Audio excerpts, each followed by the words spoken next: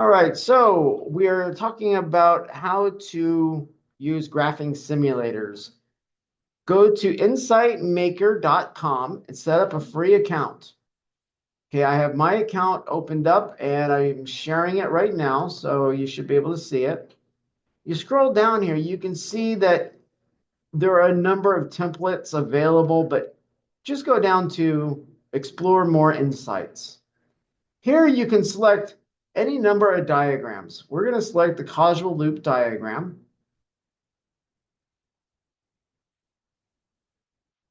And now you can play around with creating a causal loop diagram. I'm going to now open up one that I made in advance.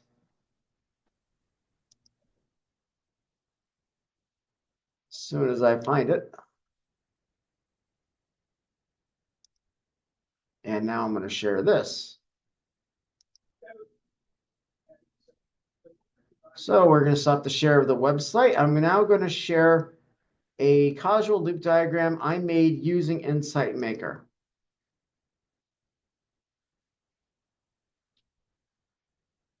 Okay, this is for an episode of the TV show MASH that ran between, what was it, 1971 and 1982. Here I've got a number of the characters that I was evaluating, and they are in the different shapes. You see there's some squares, some triangles, and a pentagon. Well, let's see if we can make this a little larger. Can I increase the size? Nope, I guess that's it. In this particular episode, you have the commander who was Lieutenant Colonel Blake. He's in the middle in the blue square with a heavy blue outline around it. Now you can see that the other people are related to him because you see arrows. Some of those arrows have, they're bidirectional and some are monodirectional. And that's looking at the interaction between them. Was it something that were like shared experiences, like between him and Captain Hawkeye at the bottom, where you see that purple line, it's bidirectional? Now you notice there's a positive at each end of that arrow. And that indicates that this is actually positive, but it's a reinforcement loop. It's not a balancing loop. And that will make more sense in a little bit as we go through this lecture. So you indicate the type of relationship, and if it's a loop, if it's part of a loop, which that one is because you see loops from Lieutenant Colonel Blake to Captain Hawkeye, up to Captain Trapper, and back to Lieutenant Colonel Blake. That creates a loop. This is a reinforcement loop because it's all the same. It's all positive. If it was all negative, that would also be reinforcement. Now, we also got connections with other people. Like at the very top, at the outside of that circle, and on the left side, you see racism. It's in the middle of a dotted line. That's in between Sergeant Condon and Lieutenant Bayless. And that right there is a monodirectional arrow, and it is negative because the Staff Sergeant Condon was being racist towards Lieutenant Bayless. Now, Lieutenant Bayless offered distrust back, as you see on the arrow that's going from Lieutenant Bayless to Sergeant Condon. Once again, it's monodirectional, and it is actually a negative loop. So we've got a reinforcement loop going on here, okay? Because it's positive and then turns negative. From Bayless to Condon, it's positive, then negative. And then from Condon, it starts off kind of neutral and goes negative. You see that that's a type of loop that's reinforcement. Pardon me, I back up. That's a balancing loop. Whereas the loop between Lieutenant Colonel Blake and Captain Hawkeye and Captain Trapper is a positive on all sides there. So that is a reinforcement. So you got a balancing on one side and a reinforcement in the other loop. You graph this out using Insight Maker, and you start with just basic elements. The characters in this case are the elements. And then I looked at how they are interconnected, because remember, we're doing systems thinking. The interconnections, I place in the middle of the line connecting two elements. So it could be friendship, it could be best friends, even co-workers. You could have a lust-love relationship, romantic infatuation. You could have a racist loop. You log all this into here, and then you figure out the positive and the negative. So if it's coming from, in this case, Lieutenant Colonel Blake, he gives positive out. He also is receiving positive. So that is positive at the beginning and the end. The thing to do with causal loop diagrams is to understand that they start very simple and become extremely complicated very fast. That's why you have got to annotate everything. You annotate the elements. You annotate the relationships.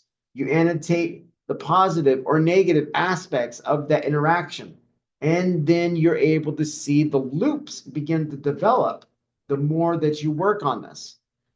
Well, I kind of hypothesized there would be a loop between Blake, Hawkeye, and Trapper. I did not fully know it until I had graphed it out. Now, this right here, believe it or not, is still a rather simple causal loop diagram. But there are some that are even more simple than this. And let me now stop this share. Let me share that website again. Okay, back at Insight Maker. If I want to create just a causal loop diagram, let's go to this template right here. This is the beginnings of it that you see. You have a new variable, and they call converters and stocks. Okay, I would do it differently. So let's create a blank, and I will build one as we go. Let me see if I can get down to, there we go, create a new insight. Primitive. We're going to add agent population, I think. No, stop that computer. Stop thinking. Give me 1 second here. We're going to have to flows, transitions, links. Okay. It's primitive. Let's we'll add a variable. That might be easier to do. Great. Now, how do I?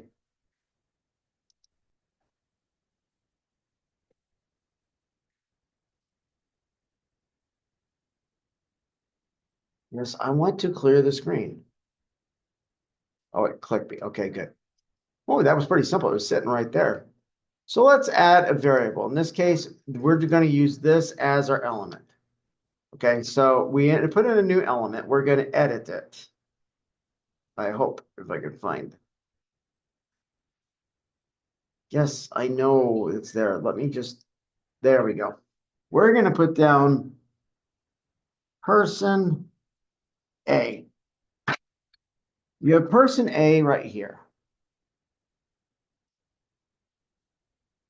Now let's go ahead and add another one.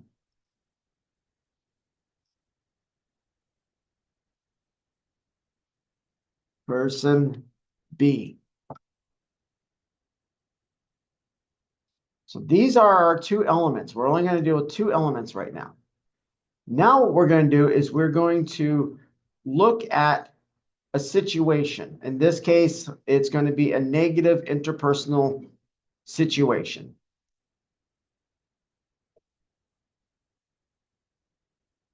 So the stock, the state, at an action population. Give me 1 second here. I got to remember.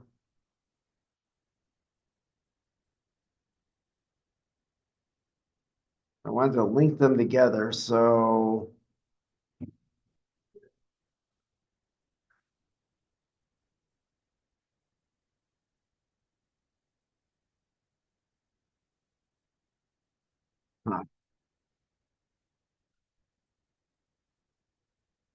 I see what happened. They took us to a stock and flow. No wonder it's doing this. It's acting weird. We want to insight. Good. Now, can we please change this? I want a causal loop diagram. That's all we got to do.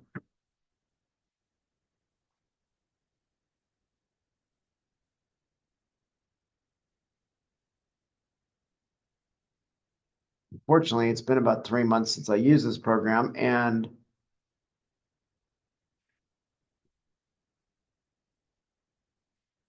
maybe that's what I want. Nope, that wasn't what I wanted. I want a converter. Action. Click this to get rid of that. Primitive. Add an action. Let's try that.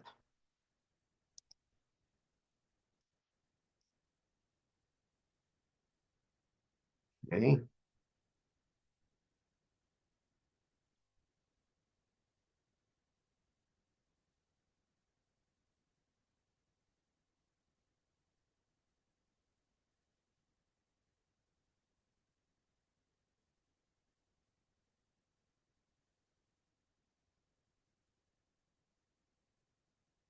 Okay.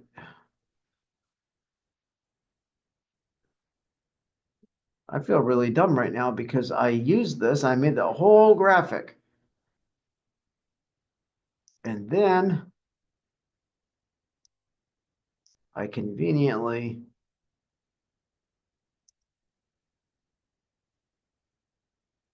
okay, I'm not happy with this.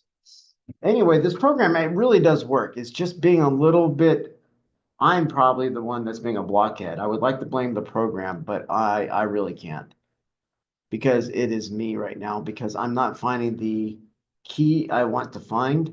So we're going to do this. We're going to go down to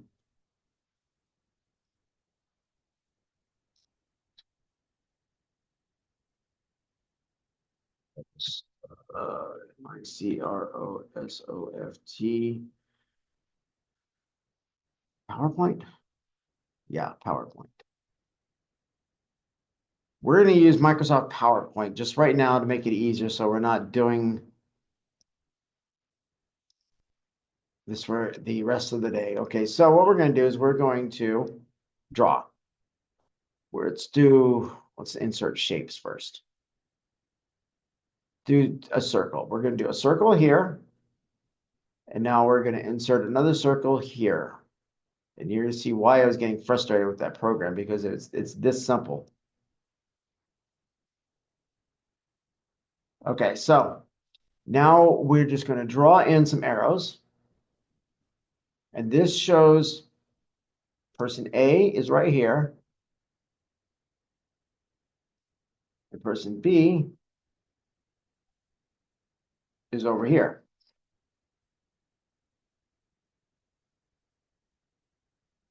The process of the situation is going from left to right. So we add those arrows in. And then over here, it's going to go the opposite way because there's got to be a flow. So this one comes down, enters down there, makes a figure eight. Do you see that figure eight happening? All right. Let's say that they have an argument. Person A begins to have conflict with and argue with person B. So what do? Is they give out text box. They argue. That is the type of interaction that's occurring. The argument comes around this way, and right over here, person B has got some preconceived notions. That creates a feedback loop. So it creates another little circle down there. That's the feedback loop. And a feedback loop, just like the rest of the diagram, has direction. And so it's coming down this way. So it's going to come up and nope, give me a pen. There we go. No, I said a pen. If you're doing something on your screen, we can't see it. Well, I apologize. I am glad you let me know. I appreciate that. This will make more sense now. Okay, so person A, person B. I went to Microsoft PowerPoint because it was going to be quicker than trying to work with that Insight Maker. Insight Maker is great, but since it's been like 2 or 3 months since I did that complex graph I just had up, I decided to do it manually like this because it's going to take me longer to figure out how to put the arrows in on Insight Maker. But it's well worth the time. Can you see it now, Bonnie? Yeah. Okay. So person B begins to argue. That's the interaction that's occurring between person A and person B. You see the arrows, so that it goes like this. The argument's happening, comes around. Person B begins to receive it. Person B has got preconceived notions about the situation, which creates a loop. Let's see what kind of loop it is. So now we put in our arrows. Once again, we just want to keep track of the way that this interaction is going. So it comes in, goes through that feedback loop, but it enters in as a negative. And because that person's got negative stereotypes that drive their preconceptions, it comes out as a negative. So at the beginning, we put a negative. Person A gave out a negative. It comes over here, a negative plus a negative. We have a negative. It's becoming more negative. That negativity is increasing, okay? So by the first time person B gets it, it's negative. The whole situation has gone really bad. They give feedback back over the person A. Now, person A, and Zoom is in the way. Zoom, you are just annoying me to no end. There. Person A is also got preconceived ideas and notions. Only here, the feedback loop is down here. They fortunately have a positive view on things. So they receive a negative in. Come on. They receive a negative in. Seriously, come on. Stop already. Work for me, program. There. But because they've got a positive set of preconceived notions, a negative now becomes a positive, and they put a positive back out into the interaction. So what began as a negative in the argument came over to person B, got reinforced even more negative through their preconceived notions in that loop, in that feedback loop, sent back to person A in the figure eight design we got going on, goes through their feedback loop, but theirs is a balancing feedback loop. So this is a balancing loop over here. And this is a reinforcement over here. A reinforcement feedback loop reinforces whatever went in. If it goes in as a positive, it comes out even more positive. If it goes in as a negative, it comes out even more negative. We could even include another negative sign right there. So this person then sends the feedback. Person A receives it, even though they started the argument. Their feedback loop is a balancing loop. A negative comes in, puts out a positive. If a positive comes in, it puts out a negative, puts it back out over here. Now the situation is becoming more positive. So on the next pass, instead of it being a negative that person A is sending, now they're sending out a positive. Let's watch what happens. That positive, it's still an argument, but instead of being negative, now it's a positive. So now it's kind of de-escalated to a discussion instead of an argument. That positive comes around, person B receives it. Their reinforcement loop, remember, it is a reinforcement feedback loop, takes that. Now, because it's reinforcement, you have the positive coming in, it reinforces it with a positive going out. So we erase that second negative right there. So now it's a positive situation that's occurring. So the person B is now receiving a positive that they turned into a positive, it spits out a positive. Person B receives a positive.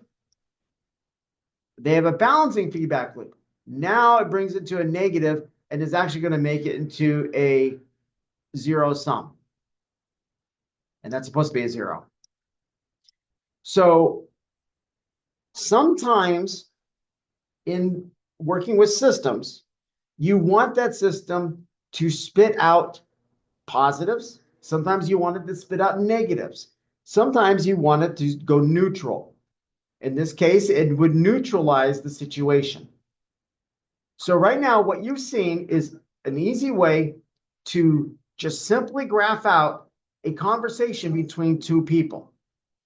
The more elements that are involved, the more complex this gets. This is a very simple version versus what I showed you a minute ago, which now I'm going to stop this share and go back to this share. This is a much more complex causal loop diagram. There are many more elements. There's a lot more going on. There are reinforcement and balancing feedback loops that begin naturally occurring between the elements because I was looking at the system as a whole. So the reinforcement and balancing feedback loops, instead of necessarily being someone's preconceptions, it's how they use those preconceptions in that interaction. That's why you don't see additional loops off to the side, because those are accounted for because that became the loop. I lifted out from using a microscope at a high power to using a lower power on a microscope. So instead of looking at what's occurring in the individual, I'm just looking at what's occurring between the individuals within the system. Where in the other graph, I was looking at the system of two individuals, but more specifically, what was occurring inside of each one and how that was impacting the interconnectedness. Before we move forward, are there any questions about this so far?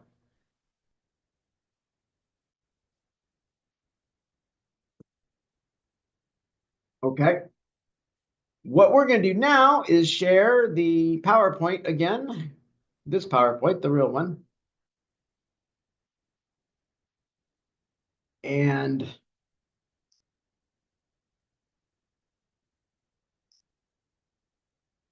there we go. We've explored a little bit there. Not having a good day.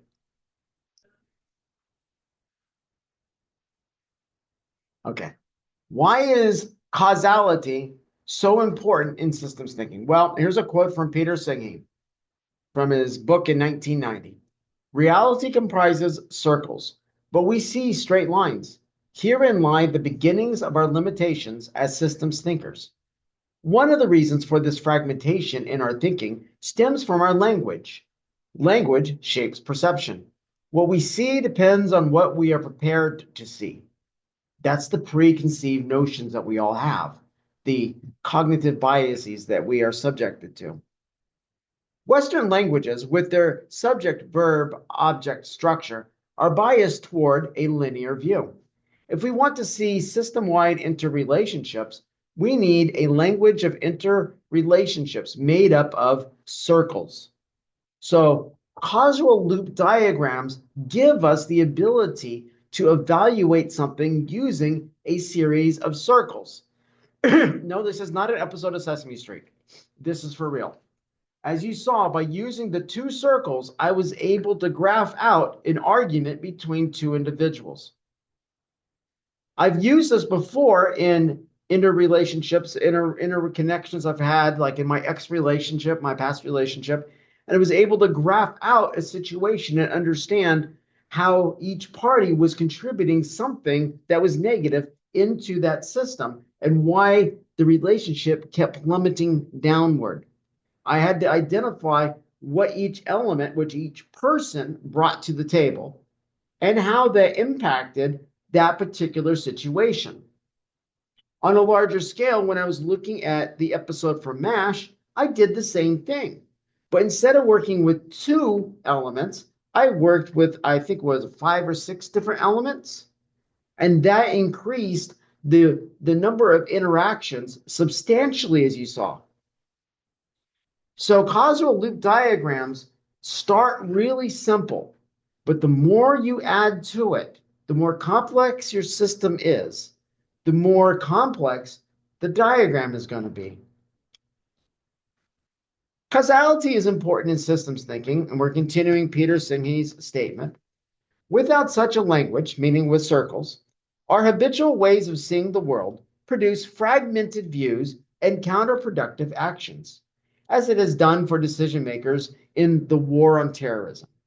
Such a language is important in facing dynamical, complex issues and strategic choices, especially when individuals, teams, and organizations need to see beyond events and into the forces that shape change.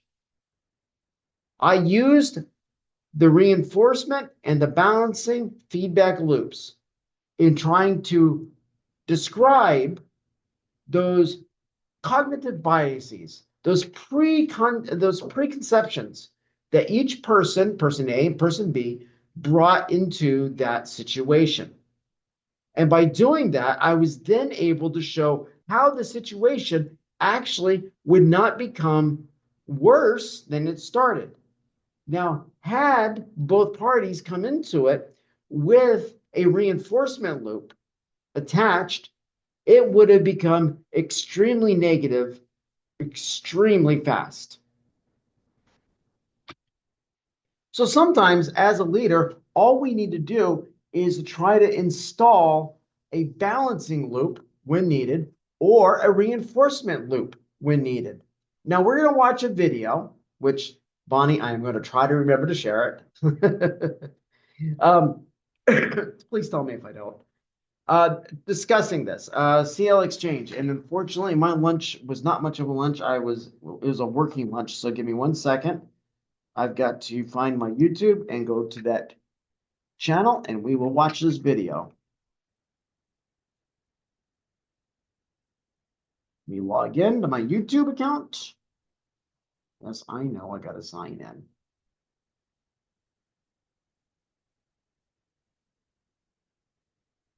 Really? Okay, good. Now, playlists 2950. No, please don't play. Zoom out of my way again.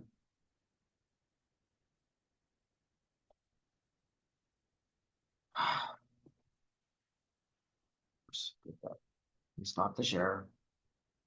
And give me 1 second here, Sportsman. CL Exchange 2016. And the video is entitled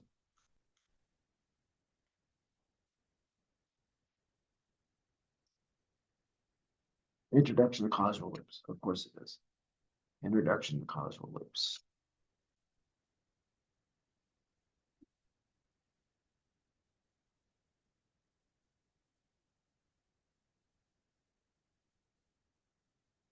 Hey, almost there, class. I appreciate your patience. Here we go. Found it. Now pause it and share it.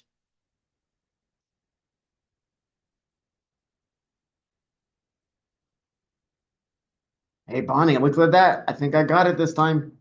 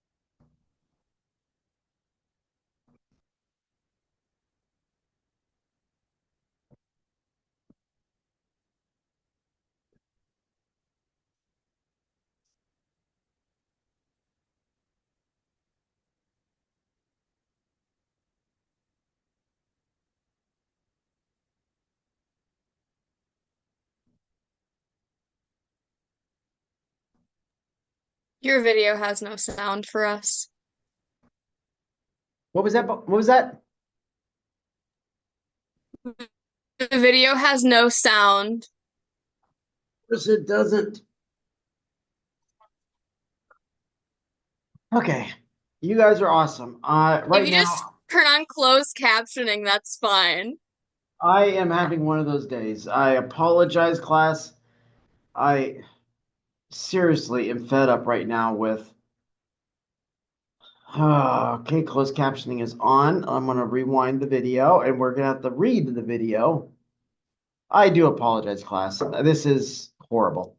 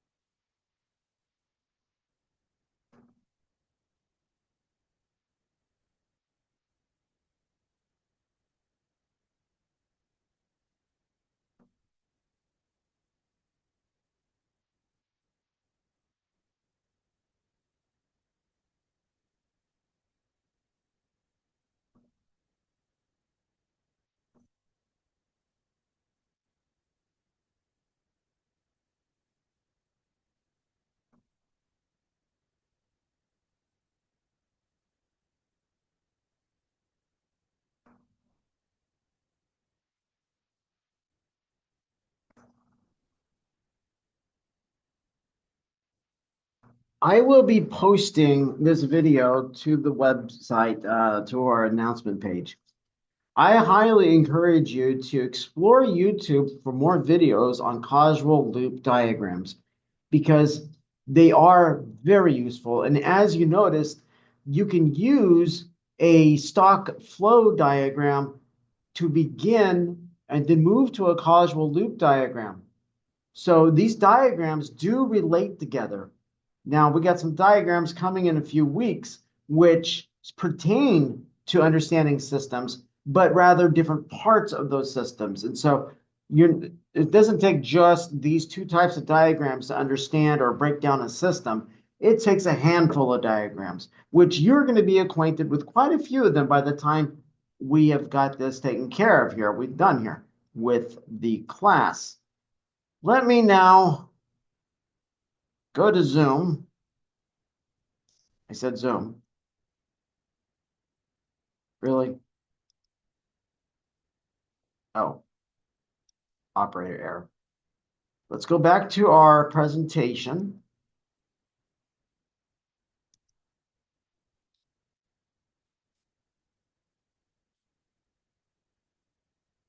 That's the way it looks like going backwards quickly.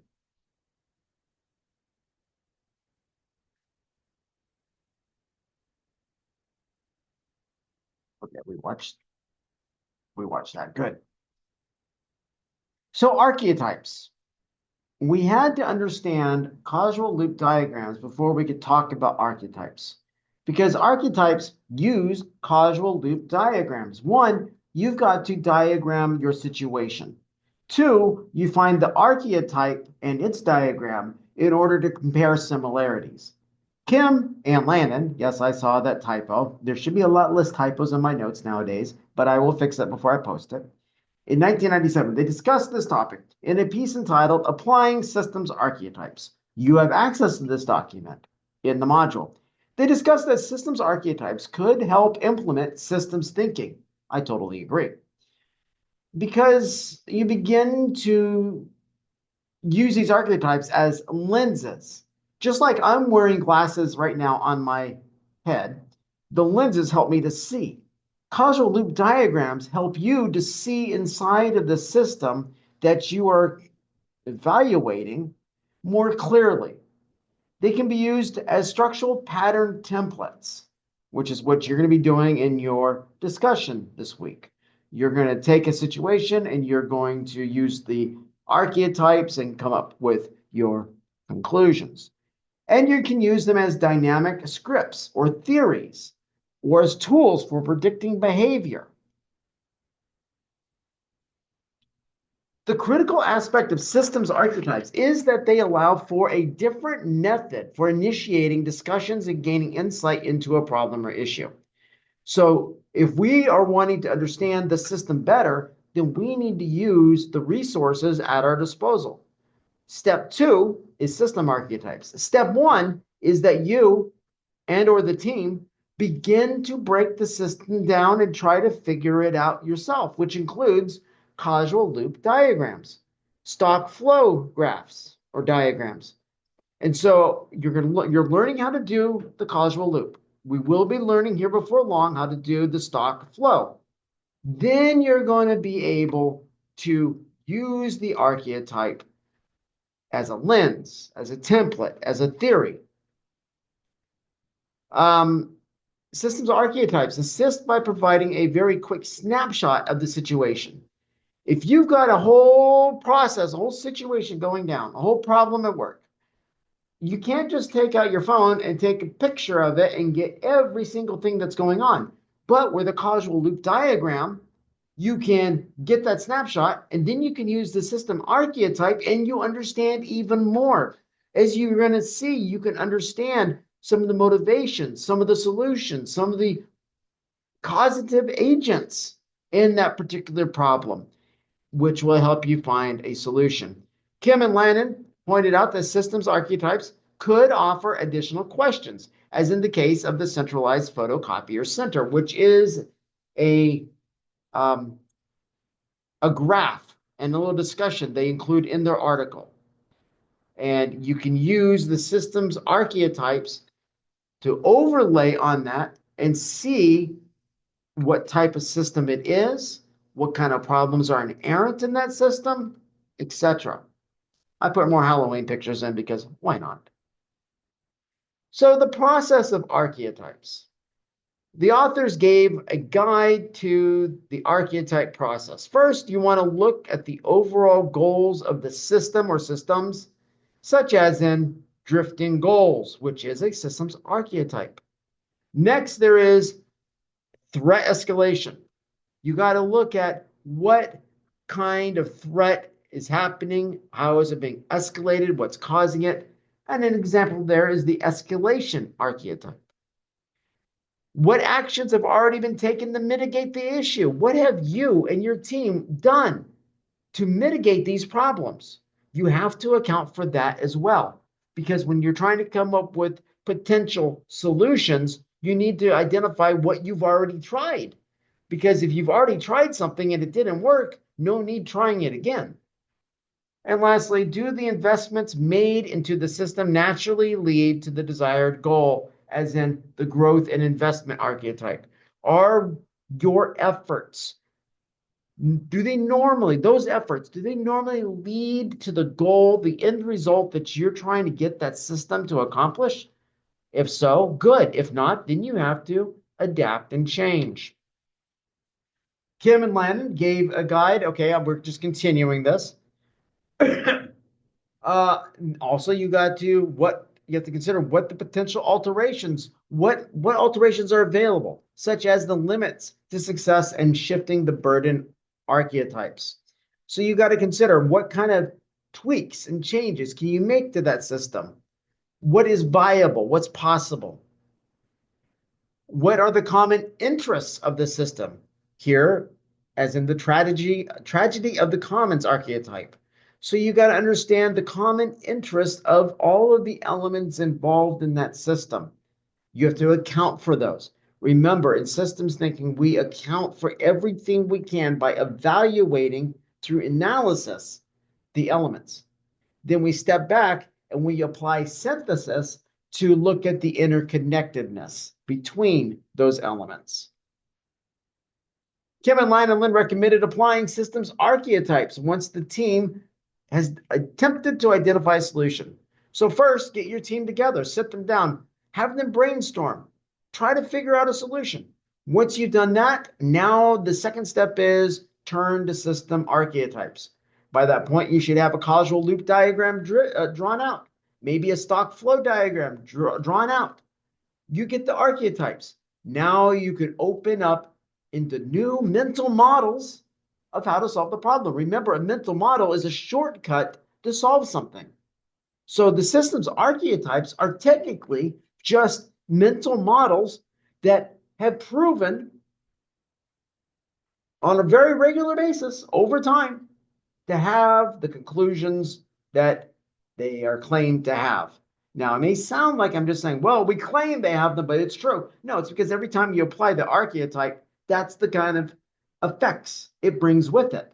So we can say this is something we've been looking at since at least 1997. The authors pointed out that it is important to note that the point of this approach is not to fit your diagram to an archetype, but to use the structural patterns of the archetypes to gain deeper understanding of your situation. Meaning, once you've drawn out your causal loop diagram, you take the system's archetypes and you compare them for similarities. You find the one that is most similar to your situation. Then you use that as the mental model in solving your problem. You don't try to change your diagram to fit the archetype. That's doing it backwards. You figure out what your situation is, graph it.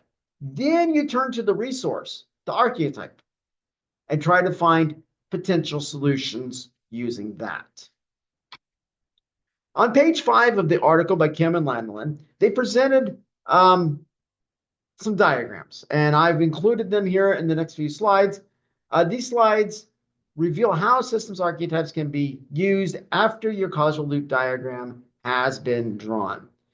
Now, particularly the diagrams on page 5, which we'll get to in just a moment, I want you to think about these questions as we look at them. Do you notice that the problem is apparent in the diagram? The issue is a gap between the actual and desired delivery time. So when we're looking and comparing things, think about the delivery time. What's the actual and what's the desired delivery time? And is the actual problem apparent in the diagram? So let's look at them here. This is the situation. Pardon me, that's the drifting goals. Where's the situation?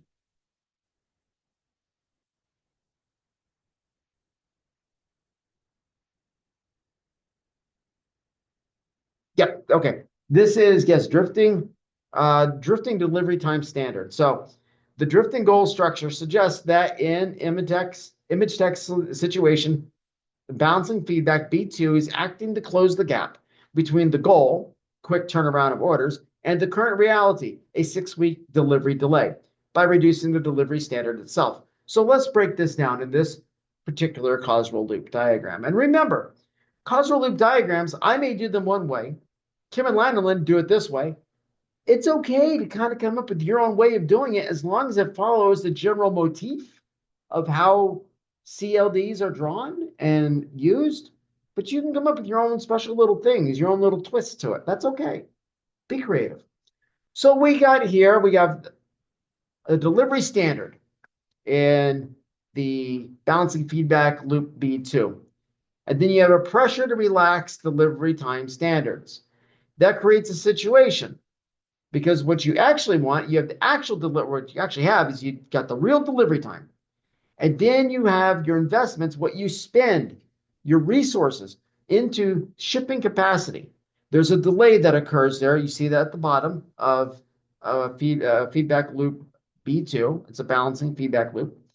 And what it does is you've got what you want, what actually is going on. They're not matching up. And so there's an ever-growing gap between the actual delivery time and your desired delivery time.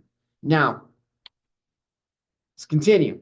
Notice how this causal loop diagram comports to the structural patterns shown in the graph on page 4. Two balancing loops strive to close the gap between a goal and current reality. So what does this tell us about the systems thinking being sought after here? It tells us that we're trying to solve a problem. That problem is we got this drift in that delivery time. So we've got to consider what is causing that drift. What are the interconnection points where this drift is being driven from? It tells me that the gap between the goal and the current situation has to be solved. So you have a goal, you have reality, they're not matching up. We need to get those two to comport. So what do we have to tweak? What do we got to change? By graphing it out, we can begin to see the things that need to be changed. So now going through the actual archetypes. Now, remember, these are structural patterns. These are keys in the mental models. The drifting goals. You have two balancing loops. Strive to close the gap between a goal and current reality.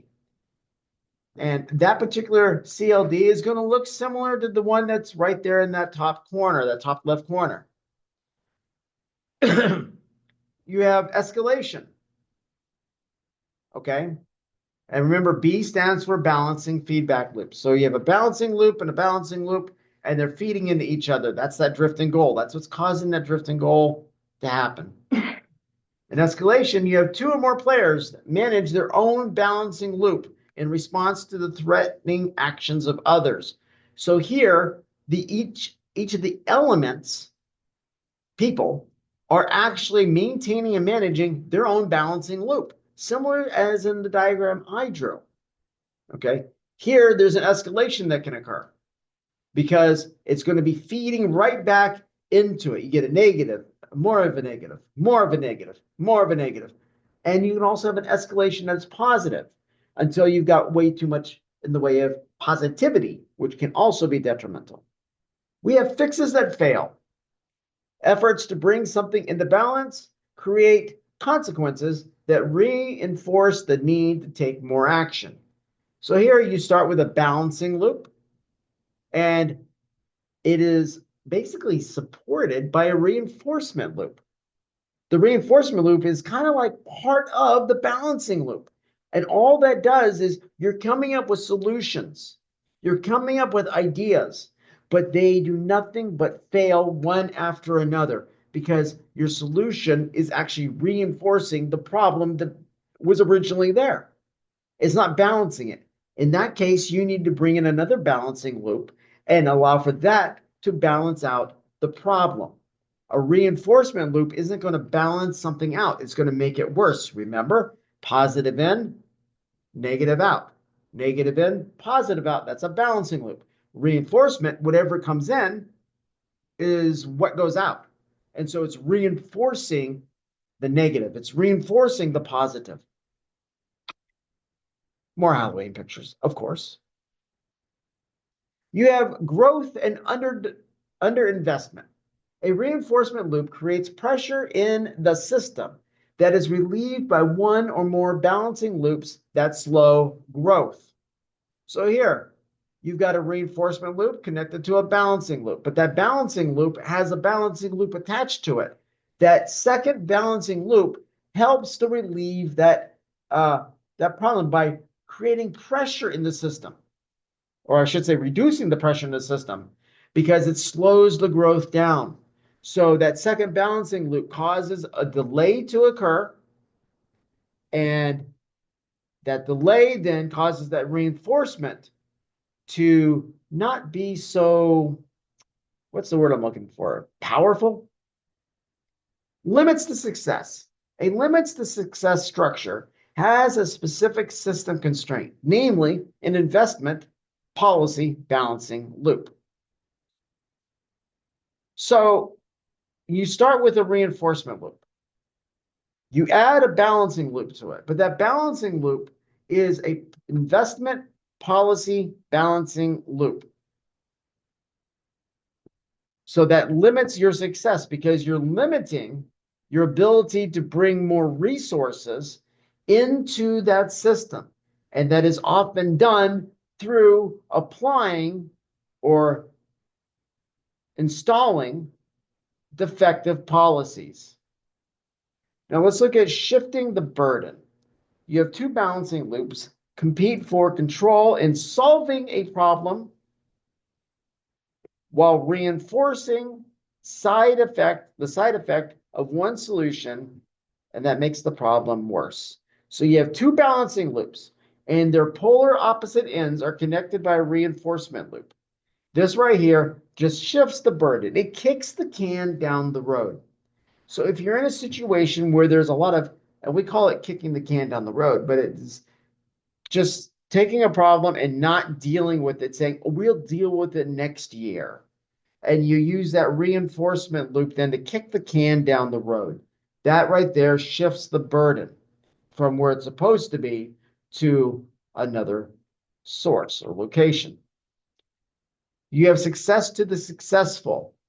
Two reinforcement loops compete for a common limited resource. And we're going to be watching a short video going over these because I find it best to present something like this multiple ways because it is more complex than what one might think for a bunch of circles.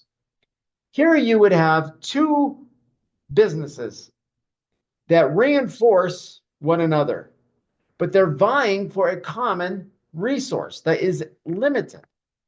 So it could be, let's say, in nature, and it could be the food supply for a bird population. Another bird population moves in that eats the same food source. Now you have a competition. So who is successful? Well, the birds that get to eat are the successful ones. That's basically what this loop comes down to, is almost survival of the fittest. Now we got tragedy of the commons. The sum total of two or more reinforcing activities strains a limited resource and creates balancing consequences for all. This would be like in ecology, where you have an environment, and there you bring in several businesses into an area, factories, and they are straining the resources that this area has, such as fresh water and land. And now there's an inequality for resource distribution, and that causes consequences for all of the elements involved. So mapping out loops here, mapping out loops of any archetype in these ways helps us to identify the structures behind the behavior patterns we observe. If you notice your team has got certain behavioral issues, you can use a CLD, a causal loop diagram. And if you are able to account for the underlying motivations, you can pretty easily determine where that problem is, and by applying an archetype, find a solution. So this week, I want you to practice mapping out real or hypothesized situations, and then compare your diagram to the system's archetypes on page 4 of this article. Also, I encourage you to look at YouTube and find more videos on CLDs and on system archetypes. However, before we go, give me 1 second here. I'm going to end this share. I want to check something real quick. I think I've got another video that I wanted to show you today.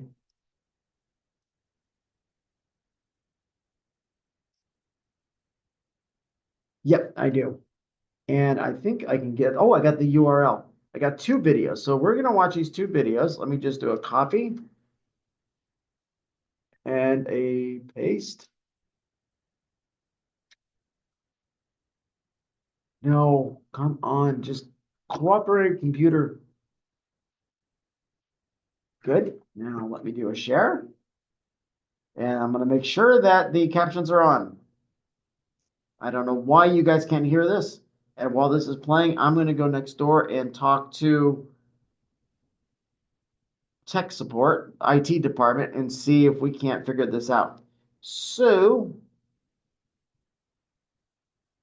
share.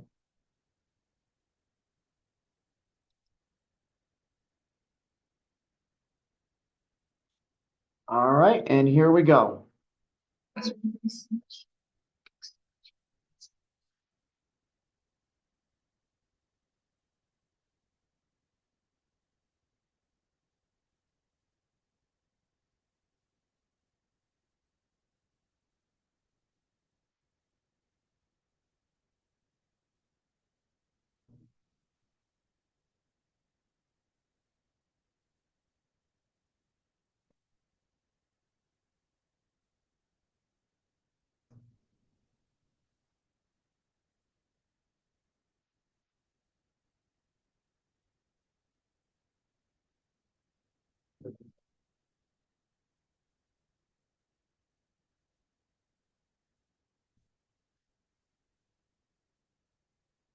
We have tech support here, so we're going to pause this real quick while he tries to fix the situation for us. See it up there. I'm just glad they're right next door. Yeah, well, he's on that. Constantly diagrams are very useful, but you're going to have to watch the videos. I'm going to show you today. I didn't keep watching them because you're going to learn your way of doing them. Okay. But I'm trying to give you as much content as I can, all of you, to get you guys started right. But trust me, when you get the architects, but the beginning is so complex. Sorry, we have a class going right now. Yeah, I was. I think He's actually trying to is get it in my Zoom? class. Yeah, my Zoom screwed up. Yeah, there's like a checkbox or something. You Well, gotta no, hit. that's not the Zoom thing. It's I can't get it on the wall. Oh, okay. I was just working over there over her. I thought maybe I could help. Oh, I appreciate that. I was play a video. One of my students was like, is there sound with That it? used to happen to me all the time. There was a silly checkbox to enable audio. Well, there's that, but then I couldn't even get it on the wall. Okay. All right, well. you're in There good you hands. go. I think that's it, right? It looks better than I had it. Okay. And then I'm just curious and I'm learning too. Sort of. She didn't have my screen up there.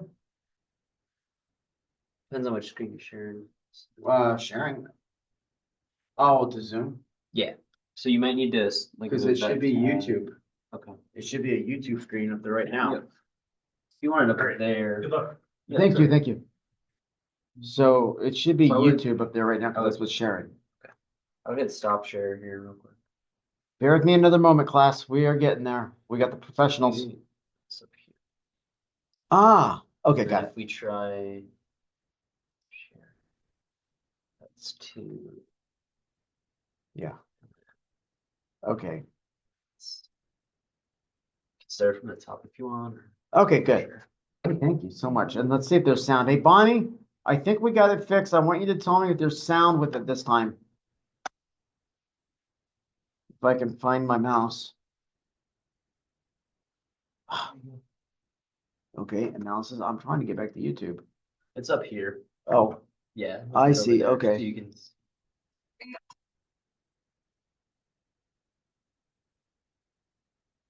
Oh, you gotta hit share actually. That's actually share. okay, hold on.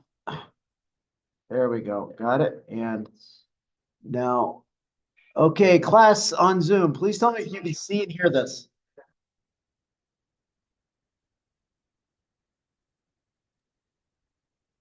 We can see it, we can't hear it.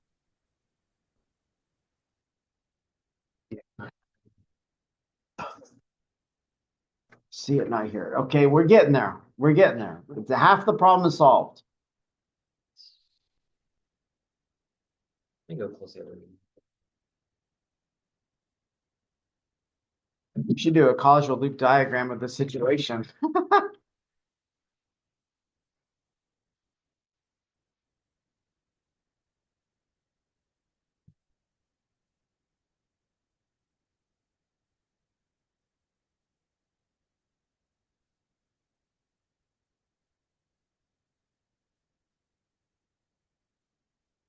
Try switch to computer audio maybe. See if that helps. Ah, Yeah, look, I don't want to look. So, it says computer audio is here.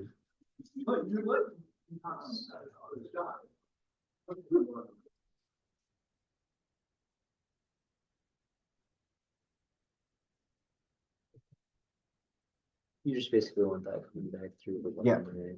to Zoom, yeah.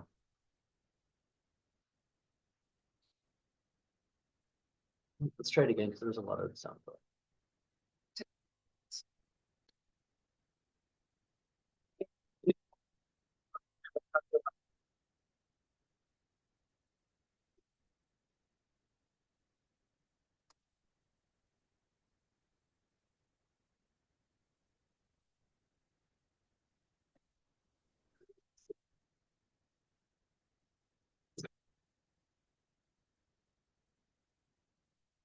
Before, not on this side, or I had nothing working up here earlier before you Okay. came in.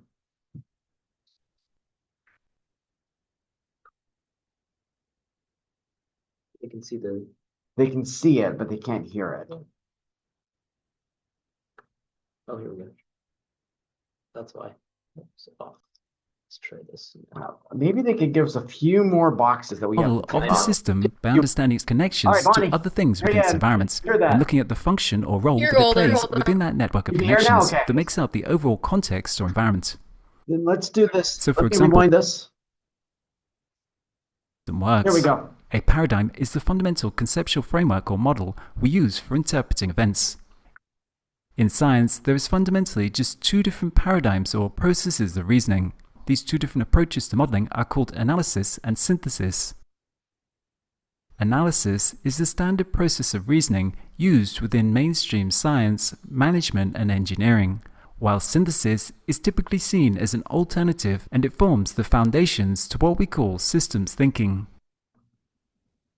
With the process of analysis, we build a model of something by focusing on that system, decomposing it to understand its constituent parts, the simple interaction between those elements, and then we form an account of the whole in terms of the properties of these parts. And the process of doing this is called reductionism, because we're reducing the system to its most elementary parts. This is the standard approach taken within modern science, and it is why, when we think about science, we think about things like atoms, molecules, and people in labs that are isolating things and taking them apart to understand their properties in isolation. Synthesis, in contrast to analysis, is the process of reasoning whereby we try to understand something not by taking it apart, but instead we try to look at the system in relation to its environment. So here we're reasoning upwards instead of downwards.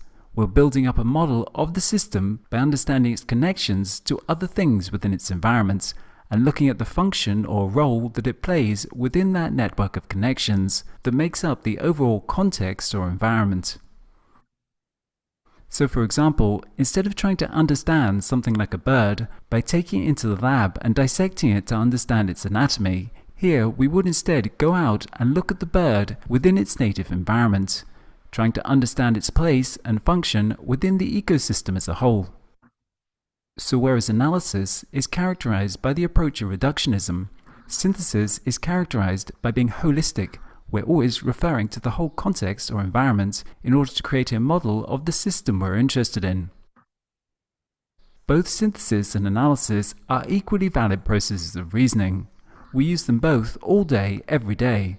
When we go to buy a car, we think about the properties of that car in isolation. its fuel consumption, the quality of its tires, the interior, etc. But also we think about how well it is suited to the context within which it will be used. Will we be driving it in a city or the country? Does my wife have a similar car or not, etc. In order to properly build up a model of something, we really need to use both processes of reasoning.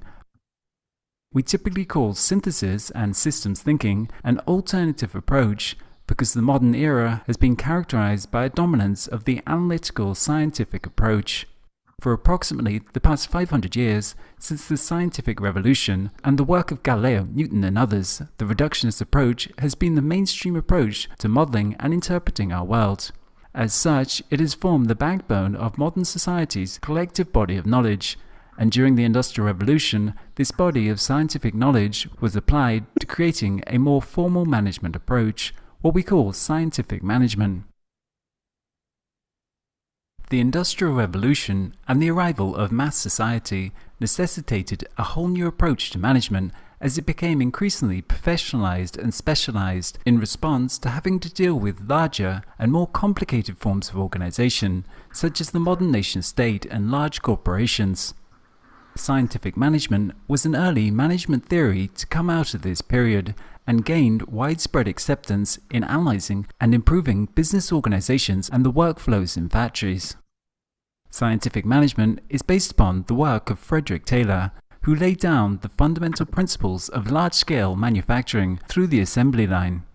It emphasizes rationalization and standardization of work through the division of labor. Frederick Taylor looked at each step of production, breaking those steps down into sub-steps, and recording exactly how much time and how much motion was necessary to complete each task. By reducing the amount of motion, the worker could get more done and productivity was increased. It was an idea that fitted perfectly with industrial age mechanization. This approach to managing organizations that was born out of the industrial age has gone on to be applied to all areas of organization, and it remains the default approach that we inherit today. So we'll quickly consider some of its advantages and disadvantages. Firstly, reductionism breaks systems down into their individual parts and focuses upon those well-defined components. So within management, this involves the division of an organization or process into categories, departments, or stages. By doing this, we create component parts that can be easily isolated and measured. By breaking a process up in this way, we're able to isolate the organization's components sufficiently to identify simple linear interactions of cause and effect. We can then use these simple cause and effect interactions to influence or control how the components function. We can measure their efficiency and control the outputs by manipulating inputs. By using this method, we can divide up a complex system like a large corporation into relatively simple components that can be measured, controlled, and thus managed. This breaking down of the system into individual components then inevitably requires at some stage for us to put all the parts back together so as to achieve the end product or result. In order to achieve this, traditional organizations built up a hierarchical pyramid, right at the top of which is one or a small group of elements that are responsible for integrating the whole system. Below this are a small set of positions responsible for managing and integrating the primary domains of the organization, and further down more people are responsible for more specialized areas, and so on until we get to the front lines of the organization. Each level is responsible for the integration of the different set of functions beneath it. In this way, the organization can be coordinated from one centralized position. All components can be controlled through a direct line of command and measured through a well-defined set of metrics relevant to their domain. This model to the industrial organization was developed in response to a particular environment that required the large-scale mass production of standardized products and services in a stable and predictable fashion. Within this context, the industrial model for organization has, in many ways, proved itself highly successful, but faced with the changing environment of the 21st century, its limitations are becoming increasingly clear to us. Complexity management is based upon this alternative paradigm of synthesis that gives us a very different model to organizations and how to manage them. Being holistic, it is focused on the whole instead of the parts. It is primarily focused on the whole functionality of the organization, positing that this is an emergent phenomena, that is to say, the whole organization is something more than the sum of its parts. From this perspective, it is the particular way that the parts are interrelated that gives rise to this added value, the emergent global functionality, and it is this emergent functionality of the organization that we're really interested in. Thus, we're not particularly interested in any part of the organization, but instead how those parts are arranged or organized into a functional unit. Instead of focusing on the components of the organization, we focus instead on the connections. That is to say that we do not try to achieve the desired outcome by defining component parts and trying to control those parts through a hierarchy. We instead create the connections, the context within which those components interact, and out of that we get the emergence of the global functionality to the organization. So these are two very different approaches. With the standard approach, we're essentially trying to manage and control the output to the system. Within this approach, management defines and specifies to the organization what they want the outcome to be. This is why it's seen to be top-down in nature, because management are constraining the elements to the organization towards the desired outcome. In contrary, the complexity approach does not seek to control or even define the desired outcome.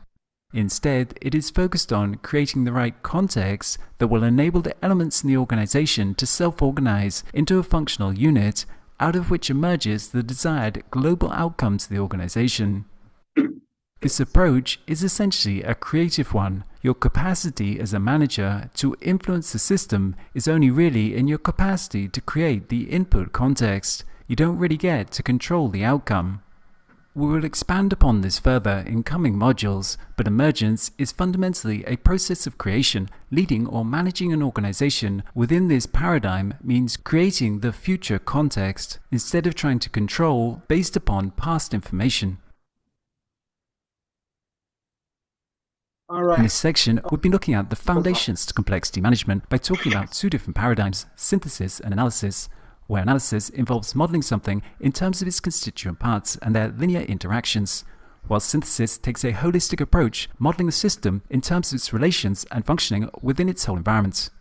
We then went on to talk about these two different paradigms as applied to the activity of management, firstly looking at our traditional analytical approach to management and some of its key features, including the reduction of complex organizations to simple components that could be measured, management as the control of the linear interactions of cause and effect that govern these components, and the use of hierarchical structure and incentive systems as a means for integrating and coordinating the overall organization.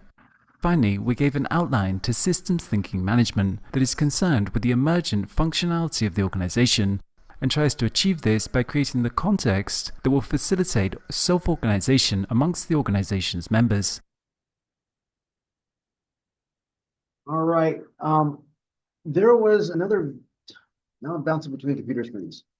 There was another video that I wanted to show you that kind of helps.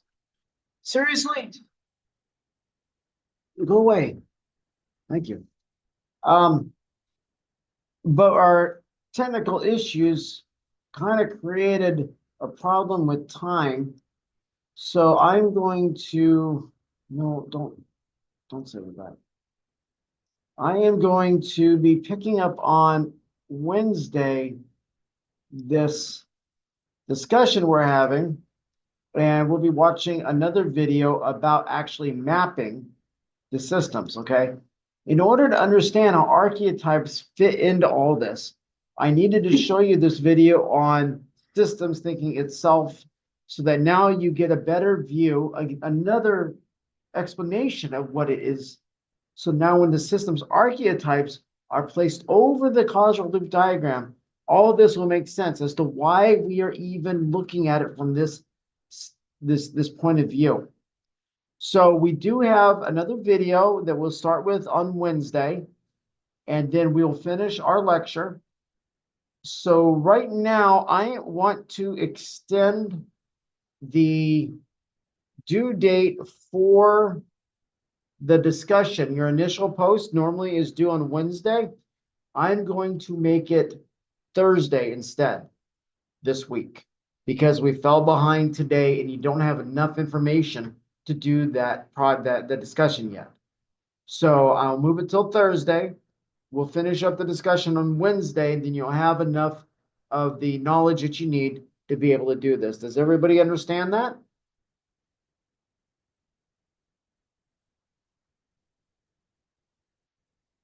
Okay, well, I will post it on the announcements also. So your discussion, don't start it yet. Wait till after our Wednesday lecture, then you can start it, okay? If you've already started it, great, but maybe hold off on submitting it until we finish this, just so you got all the information available to you before you do it, okay? On that note, we're gonna go ahead and close this out. I apologize about the problems today, but it looks like it's fixed now. I don't know what happened, but two of the classrooms I use, I suddenly wasn't able to put anything up on the wall, so that was fun. Anyhow, I thank you for your patience. You have a great day. I'll see you Wednesday and we'll finish this up and then you get going on your discussion. And I have that there. I'll make sure I get that taken care of.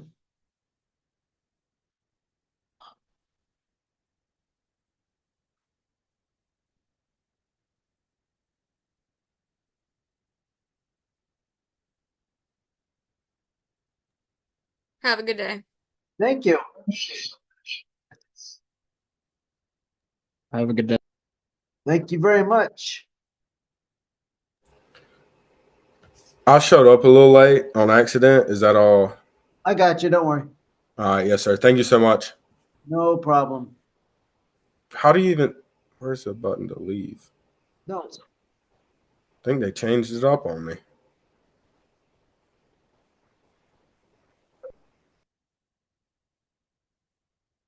I just need to bring my own computer and use that. This is getting crazy.